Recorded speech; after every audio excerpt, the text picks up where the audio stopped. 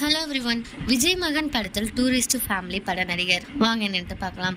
சமீபத்தில் வெளிவந்து மாபெரும் வரவேற்பை பெற்றிருக்கும் திரைப்படம் தான் டூரிஸ்ட் ஃபேமிலி. அறிமுக இயக்குனர் அபிஷன் ஜீவிந்த் இயக்க சசிகுமார், சிம்ரன் உள்ளிட்ட பலரும் கதாபாத்திரங்கள்ல நடிச்சிருக்காங்க. இந்த படத்தில் சசிகுமாரின் மகனாக நடித்திருந்தவர் குழந்தை நட்சத்திர நடிகர் கமலேஷ். இந்த படத்திற்கு பின் இவருக்கு நடிகர்களுக்கிடையே தனி வரவேற்பு கிடைத்திருக்கு.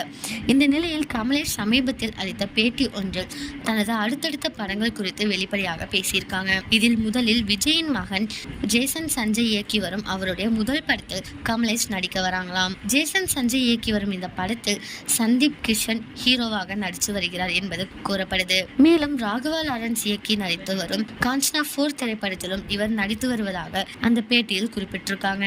உங்க யார் யாருக்கெல்லாம் இந்த குழந்தை நட்சத்திரத்தை பிடிக்குமோ அவங்களாம் கமெண்ட்ல சொல்லுங்க. இதே மாதிரி லேட்டஸ்ட் சினிமா நியூஸ் அப்டேட்க்கு இந்த சேனலை சப்ஸ்கிரைப் பண்ணிக்கோங்க.